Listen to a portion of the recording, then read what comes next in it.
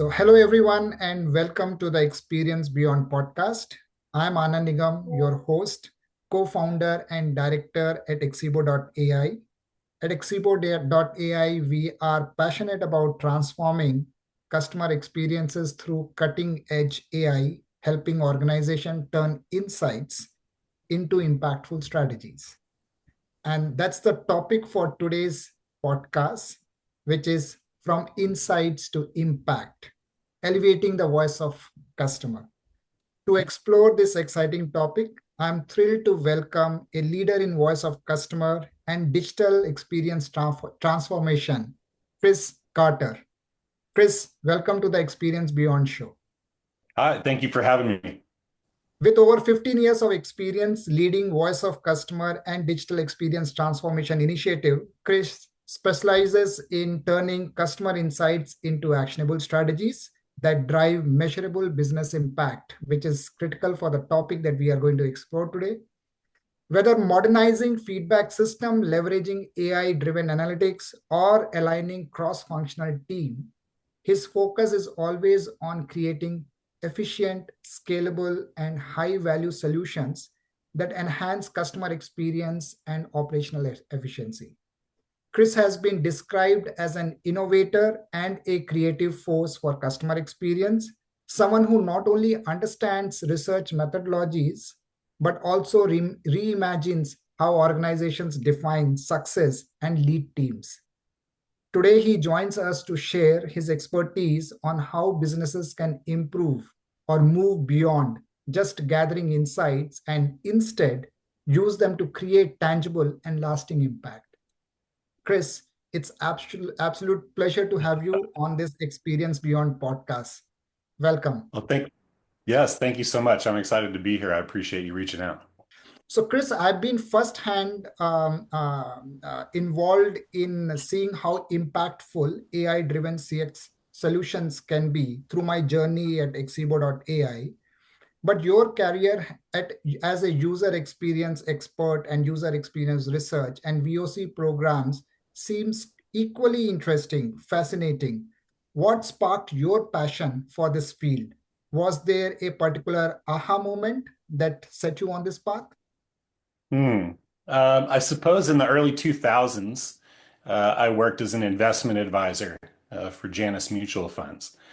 And as an investment advisor, I had to really deeply understand my clients' goals and then align those with their long-term strategies or short-term strategies, in order to help them be successful at their investments. And every client was different, so I thrived on the research, the problem solving, getting involved with the customer and trying to understand how I would take all these different dynamics and then give them a path forward that made sense. So, I suppose looking back, that was my foundation of identifying insights, shaping strategy, and driving outcomes. And I didn't realize it then, I suppose, but yeah, ever since, that's been the center of all of my work has been, research strategy and then turning insights into action. So what a great way to start, actually, because investment advisory is something which is so involved. So people who are going to put in their money, they would be involved in the entire decision-making process.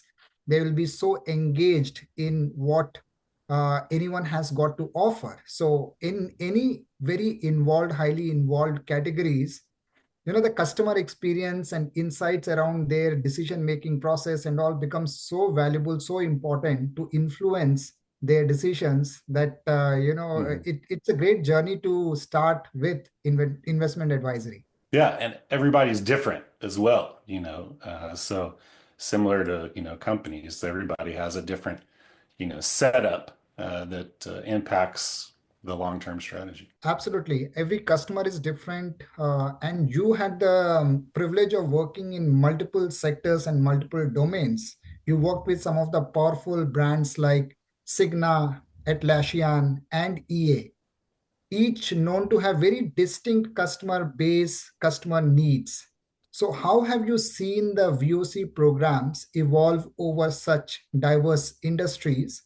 And were there any surprising challenges or insights along the way? Hmm. Um, I guess while the customer bases at Cigna, Atlassian, and EA are distinct, I think their core needs aren't really that different. People want value for the price that they pay.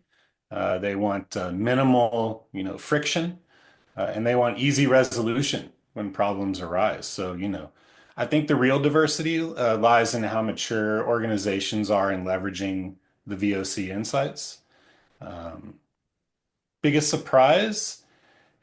Companies blindly following metrics they don't understand, I suppose. Mature VOC programs, they know the difference between an NPS of 26 and 36. They understand why they move the needle, how to do it again, and what's realistically achievable next. But I see too many businesses chase numbers without strategy, and I think that's where they get stuck. Absolutely. I think it's very important to look at the number and matrices. They are important. However, what you make out of them, how you use that information to take decisions and move initiatives forward is more critical, right? Exactly. So at XEBO.ai, we are actually focusing a lot. In fact, many of our clients, they always seek how the entire data which is being captured as voice of customer program can become more meaningful in getting to know better the customer's needs, their wants, and improvise on the entire value chain, the entire customer journey to make their experiences better with the organizations. Do you have any of such success stories while implementing the VOC programs in the businesses that you have transformed? Identifying initiatives which have made a big business impact. I've worked with companies that have seen, yeah, pretty major financial impacts, I suppose, from VOC driven decisions. One of the biggest was Atlassian's decision to purchase Trello. That was rooted, in insights from Jira users. We consistently received feedback from users that the platform was complicated, and we had identified from looking at our segments that we were acquiring a lot of new customers that weren't software people. They weren't engineers. It was marketing teams and nonprofits doing a variety of things and people in the education system. And for them, it's a very complicated feature robust tool that was difficult to set up. And so, through that, we decided to purchase Trello. And that decision returned, 4 million in year one and has since generated billions for the company. So I think, that was a really great success. Um, One of my favorite stories, I think, is the transformation of EA's customer support. They won the worst company in America 2 years in a row and received the famous poop trophy for that. And their shift in CSAT strategy was really big. They restructured how the quantitative value was assigned, ensuring that the insights are actionable and that the frontline teams are properly credited, because frontline teams aren't responsible for some of the technical things that drive, customer contacts, and a lot of those were bringing CSAT down. Um, but through our research and the various initiatives that we deployed to understand what was going on there, CSAT went from 55% to 85%. Cost dropped significantly. We had new customer initiatives which reduced friction in playing games. We removed codes was one of the things that they had to enter when they got a new game. We got rid of that. Customers were frustrated. That reduced contact volume. But that shift in mindset, contributed to an 892% stock price increase, which I think is a testament to what happens when you align insights with execution. Oh, awesome. I think two great example. One which had a direct financial impact, and the other one which had a impact on organizational efficiencies, which then had an impact in terms of the share prices. So direct and indirect, your CX initiatives are impacting your bottom line. That's Exactly. awesome. Yeah, that's awesome. And during this journey that you were involved in the VOC programs and digital transformation for organizations, drivetrain media happened, and I'm very curious to know what's the secret sauce that helps you uncover customer friction points in ways others might miss while your initiative of drivetrain media happened. Any quirky or unconventional methods that you swear by? Uh, I don't know if I have a quirky method per se. I think that I find that operational inefficiencies, administrative burdens, lack of employee appreciation, those are a lot of the things that I find at the root of most customer experience issues, to be honest. A drivetrain, we don't just survey customers, we diagnose organizational friction points first. I want to get in there and figure out like, is the engine running well? Because you're not getting where you want to go if the engine's not running well. Companies often try to fix CX by slapping a new shell on a broken engine. But we start at the bottom and we talk to employees, we listen to support calls, we watch how teams interact with internal systems. CX success starts with removing those internal roadblocks first. And so that's where we want to get started. And now, Chris, that we are in this age where AI is taking over, and in fact, we at XEBO.ai are seeing how we can leverage this new tech capabilities in synthesizing the volume of information that we are collecting in the VOC programs and helping our clients, to get the deep insights, meaningful results to drive initiatives within the organizations. Now, how do you think tools like ours can complement existing efforts which organizations are putting into improving CX? And just between us, what's one CX problem you wish AI could magically solve tomorrow? Okay. Well, AI I mean, it's a game changer for VOC, definitely. But, it should be a collaboration. It's not a replacement for human expertise, definitely not yet. And tools like XEBO.ai, it can process massive amounts of unstructured feedback. It can optimize your survey development, monitor social data, extract real-time journey insights, which is a great complement to, the role that people in the VOC play. But AI alone, isn't enough. We still need to invest in subject matter experts who can connect feedback to strategy and ensure the right questions are being asked at the right time. So I think that's important. Dream scenario. Uh, I would say AI eliminating friction in the everyday things that we need to do so that we can spend more time doing what we want to do. So the more AI removes the busy work of survival, the more we can focus on actually living. Great, great. I think great advice. Now, if there was a crystal ball with you, what do you think would be the next big trends in user experience research or VOC initiatives? Or both? I mean, you can talk about both because you have worked in both user experience as well as VOC initiatives. So, what are those big trends you see in the future that can have a big impact when it comes to both these programs? Sure. Future VOC is real time, I think. It's AI powered. It's embedded into the business strategy. I think traditional surveys will evolve into seamless interactions, with most insights coming from behavior, sentiment, predictive analytics. CX leaders who, act before customers complain. I think those will own the next decade. Actually, And CX leaders who hire drivetrain will own the next decade.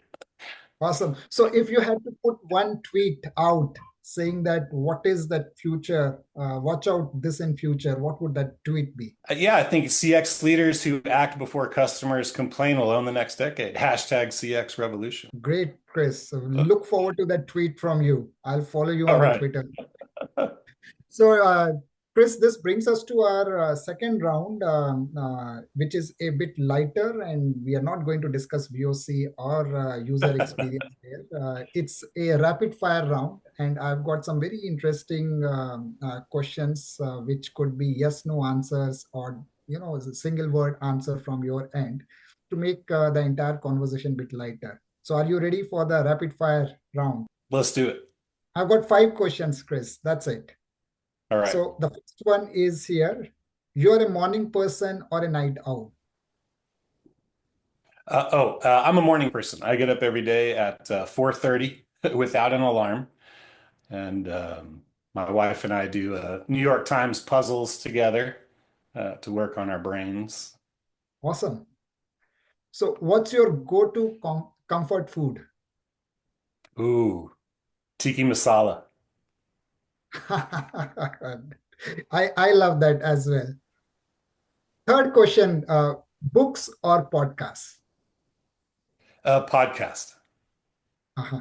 I used to have a lot of fascination for books. I still have that, but recently I've got introduced to podcasts, and there is some fascinating, insights which I am able to dig into through podcasts. So yeah, I understand Yeah, that. I have dyslexia, so it's challenging sometimes for me to get through a book. I also have ADD, and so it's tough to concentrate. But with a podcast, I can listen to that on a morning hike or a walk, or while I'm being active, and it's a lot easier to take in and soak in the information. And if you could travel anywhere in the world, where would that be? Whoa, that's a great question. Probably it'd have to be a beach, maybe somewhere.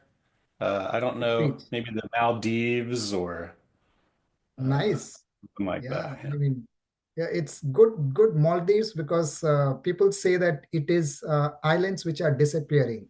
The sea water is rising and the islands are Right. disappearing. So if you do it now, better do it now. That's right. My final question, what's a movie or TV show that you can watch multiple times? Mm. Mm. Usual suspects. Nice one. And how many times you have already watched that? Poof. 10, Wow. 12. Wow. Wow. That's awesome, Chris. And Chris, that brings us to the conclusion of our podcast and rapid fire questions. It was a pleasure talking to you. The insights that you got in user experience and VOC programs are very useful. Collecting VOC, in data is one thing, but knowing how to act on it is what truly transforms the customer experience. And that's what we have heard and witnessed today. Chris, your work is proof that data-driven strategies can reduce costs, not only reduce costs, but also have an impact on your bottom line directly or indirectly as well. Your stock market prices can go up if your operational efficiencies are improved. So I'm sure all these insights to our listeners are very useful. They must have sparked some kind of ideas on how they can use VOC programs to drive changes, improvements, which can have an impact on bottom line, direct or indirect. So thank you, Chris. Thank you for your insights. Thank you, Anana. Appreciate it. Thanks for having me. And until next time, to my viewers, keep listening, keep innovating, and keep creating extraordinary experiences. Thank you so much.